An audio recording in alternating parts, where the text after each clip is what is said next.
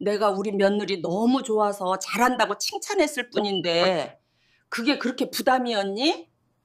응? 여러분, 안녕하세요. 오늘도 제 이야기를 들어주셔서 감사합니다. 오늘의 이야기는 정말 제 인생에서 가장 가슴 아프고 가장 혼란스러웠던 시기였습니다. 지금 생각해도 가슴이 먹먹해지는 그런 시간들이었어요. 며느리에게서 갑자기 태도가 달라지기 시작한 건 정말 예고 없이 찾아왔습니다. 마치 어느 날 아침에 일어나 보니 세상이 하루아침에 바뀌어 있는 것 같았어요. 그녀는 예전에는 밝았고 따뜻했고 저와 함께 밥도 먹고 이야기 나누는 걸 좋아했는데 주말이면 먼저 전화를 걸어 어머니, 이번 주말에 뭐 하세요? 저희 집에 오세요. 그렇게 말하곤 했던 며느리였습니다. 명절 음식을 함께 만들 때면 어머니, 이거 어떻게 하는 거예요? 물어보며 제 옆에 쪼르르 붙어 있던 그 따뜻한 모습이 아직도 눈에 선합니다. 그런데 언제부터였을까요? 아마도 6개월쯤 전부터였던 것 같아요. 최근 들어 저는 자꾸 이상한 느낌을 받았습니다. 제가 말하면 눈을 피하고, 제가 다가가면 몸을 뒤로 빼고, 전화하면 짧게 끊고, 처음엔 그저 바쁜가 보다 했습니다. 직장 일이 많은가 보다. 아기가 힘든가 보다. 그렇게 이해하려고 애썼어요. 하지만 시간이 지날수록 그게 단순히 바빠서가 아니란 걸 느꼈습니다. 명절이 다가왔을 때였어요. 제가 먼저 전화를 걸어 물었습니다. 이번 추석에는 어떻게 할까? 우리 집에 올래? 그런데 전화기 너머로 들리는 며느리의 목소리는 너무나 차갑고 사무적이었습니다. 네, 아직 모르겠어요. 남편이랑 상의해 볼게요. 예전 같으면 좋아요. 제가 어머니 좋아하시는 거 만들어 갈게요. 이렇게 말했을 텐데 그날 저는 전화를 끊고 한참 동안 멍하니 앉아 있었습니다. 뭔가 잘못되고 있구나. 확실히 뭔가 달라졌구나. 아들에게 슬쩍 물어봤습니다. 요즘 며느리가 좀 이상한 것 같은데 무슨 일 있니? 아들은 대수롭지 않게 대답했습니다. 아니에요, 엄마. 그냥 요즘 일이 많아서 피곤한가 봐요. 하지만 저는 알았습니다. 그게 단순히 피곤함 때문이 아니라는 걸. 심지어 제 생일 날조차 네, 축하드려요. 딱 이 한마디만 문자로 보내고 끝내더군요. 전화 한 통 없었습니다. 예전에는 아침 일찍 전화해서 어머니, 생신 축하드려요. 저녁에 제가 음식 해갈게요. 이렇게 말하던 며느리였는데 그날 저는 휴대폰을 손에 쥐고 한참 동안 울고 말았습니다. 혼자 방 안에서 아무 소리도 내지 못한 채 그저 눈물만 흘렸습니다. 그렇게까지 멀어진 걸까? 내가 그토록 귀하게 여겼던 가족이 이렇게 나를 밀어내는 걸까? 내가 뭘 잘못했을까? 대체 언제부터 이렇게 된 걸까? 머릿속으로 수백 번 되짚어 봤습니다. 혹시 내가 무심코 상처 주는 말을 했나? 혹시 내가 뭔가 기대를 너무 많이 한 건 아닐까? 혹시 내가 그들의 삶에 너무 깊이 들어간 건 아닐까? 하지만 아무리 생각해도 저는 늘 조심했고 그들의 삶을 존중하려고 애썼습니다. 손자를 봐달라고 하면 제 일정을 모두 미루고 달려갔고 그들이 힘들어하면 음식을 만들어 싸들고 찾아갔고 아플 때면 밤새 간호하며 곁을 지켰습니다. 그게 잘못이었을까요? 그게 부담이었을까요? 저는 며느리에게 직접 물어보기로 했습니다. 더 이상 이렇게 답답하게 지낼 수는 없었습니다. 용기를 내어 전화를 걸었습니다. 며느리야, 우리 한번 만나서 이야기 좀 할까? 전화기 너머로 긴 침묵이 흘렀습니다. 그리고 마침내 그녀는 조심스럽게 대답했습니다. 네, 알겠어요. 하지만 만남이 잡히기까지는 또 일주일이나 걸렸습니다. 그녀는 대답을 회피했습니다. 요즘 바빠요. 생각할 시간이 필요해요. 어머니 그냥 좀 거리를 두고 싶어요. 그 말은 마치 제 가슴에 쿵 하고 내려앉는 망치와 같았습니다. 거리를 두고 싶다니. 나는 가족인데, 나는 내 편인데, 나는 너를 사랑하는 사람인데, 왜 나로부터 멀어지고 싶은 걸까? 그날 저녁 아들이 퇴근해 집에 오자, 저는 더 이상 참을 수 없어 조심스럽게 물었습니다. 너희 요즘 무슨 일 있니? 그런데 아들의 반응은 제 예상과 너무 달랐습니다. 엄마 제발 좀 간섭하지 마요. 며느리는 힘들어하고 있어요. 저는 그 자리에서 굳어버렸습니다. 마치 찬물을 뒤집어 쓴 것처럼 온몸이 얼어붙는 느낌이었습니다. 간섭? 간섭이라니? 나는 단 한 번도 그들 삶을 흔든 적이 없는데 도리어 그들이 힘들다고 하면 한밤중이라도 달려갔고 아파한다면 먹을 걸 싸서 들고 갔고 아이를 돌봐달라면 기꺼이 돌봐주며 내 모든 시간을 기꺼이 내어준 사람이 나인데 그런데 간섭이라니요. 내가 뭘 그렇게 잘못했다는 거니? 제 목소리는 떨렸습니다. 눈물이 핑 돌았습니다. 아들은 눈을 피하며 말했습니다. 엄마는 늘 며느리에게 기준을 높게 둬요. 뭘 해도 부족해 보이게 만들어요. 며느리가 그걸 버거워했대요. 그 말에 저는 더 큰 충격을 받았습니다. 기준을 높게 둔다고? 부족해 보이게 만든다고? 저는 그저 며느리가 잘하고 있다고 생각해서 우리 며느리 참 대단하네. 이렇게까지 하다니 정말 훌륭해. 그렇게 칭찬한 것뿐인데 그게 오히려 부담이 되었다는 건가요?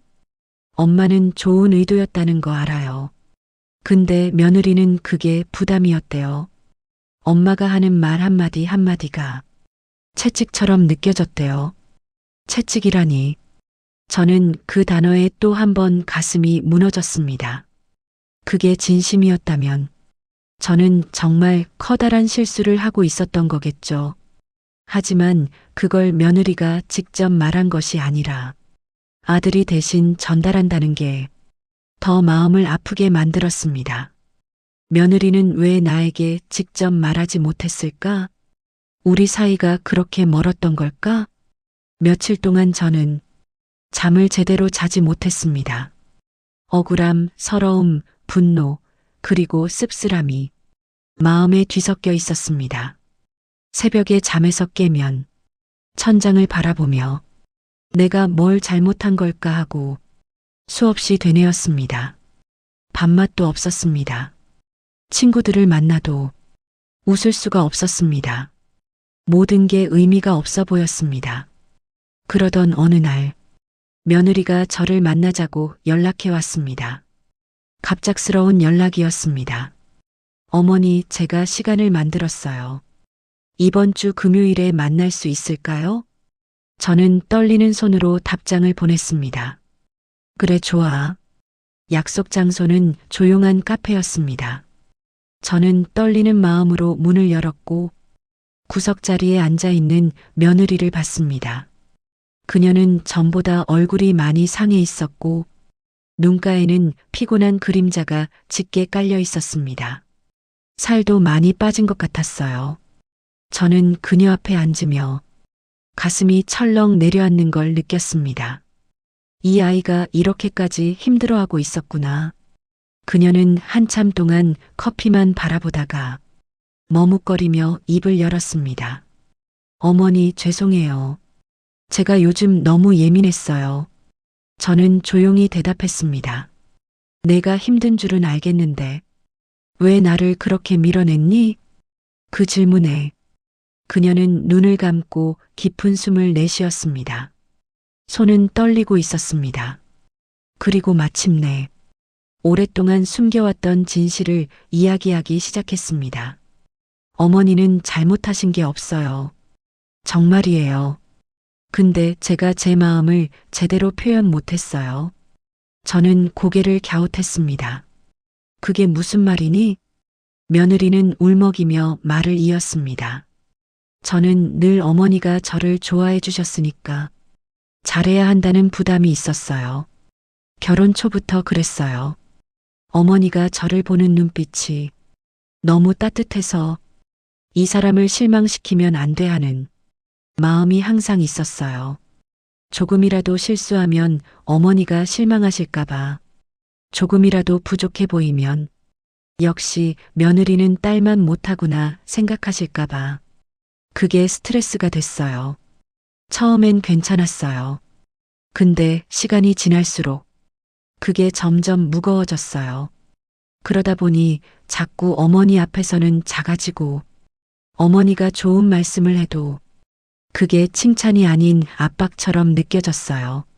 나는 이렇게까지 못하는데, 나는 어머니 기대에 못 미치는데, 그런 생각만 들었어요.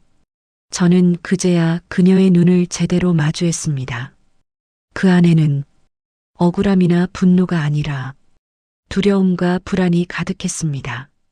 그래서 도망치고 싶었어요. 어머니를 멀리하면 그 부담에서 벗어날 수 있을 것 같았어요. 근데 그게 오히려 더 힘들었어요. 어머니가 상처받으시는 것도 알았고, 제가 비겁하다는 것도 알았어요. 그런데 어떻게 말해야 할지 몰랐어요. 어머니, 저는 어머니가 너무 좋아서 힘들어요라고 어떻게 말할 수 있겠어요? 저는 조용히 말했습니다. 그럴 거라고는 정말 상상도 못했어. 며느리는 눈물을 흘렸습니다. 어머니께 잘 보이고 싶은 마음이 너무 컸어요. 그게 오히려 저를 힘들게 했어요. 어머니가 전화하실 때마다 또 뭔가 부탁하시는 건 아닐까? 또 제가 뭔가 잘못한 걸 지적하시는 건 아닐까? 그런 생각부터 들었어요. 근데 실제로는 어머니는 그냥 제 안부를 물으시려고 전화하신 거였죠. 제가 혼자 과민 반응한 거였어요. 죄송해요. 제가 도망친 거예요. 그 말을 듣는 순간 저는 마음 한가운데서 뭔가 풀리는 느껴졌습니다. 그녀가 나를 싫어해서가 아니라 나를 너무 좋아하고 인정받고 싶어서 그게 부담이 된 것이었구나. 저는 그녀의 손을 잡으며 말했습니다. 미안해. 내가 너를 그렇게 몰아넣은 줄 몰랐어. 내 마음은 너를 사랑하는 마음뿐이야. 너를 괴롭히려는 의도는 단 한 번도 없었어. 나는 그저 너를 자랑스러워했어. 내가 뭘 하든 우리 며느리 참 훌륭하구나 생각했어. 그게 너한테 부담이 될 줄은 정말 몰랐어. 앞으로는 내가 조심할게. 너는 그냥 있는 그대로 편하게 있어. 완벽하지 않아도 돼. 실수해도 돼. 부족해도 돼. 너는 그냥 너로 있으면 돼. 그게 가장 소중한 거야. 그 말에 며느리는 손으로 얼굴을 가리고 울기 시작했습니다. 저도 함께 울었습니다. 카페 안에서 두 사람이 손을 맞잡고 우는 모습이 이상하게 보였을지도 모릅니다. 하지만 그날 우리는 서로의 상처를 껴안고 오해가 조금씩 풀려갔습니다. 며느리가 말했습니다.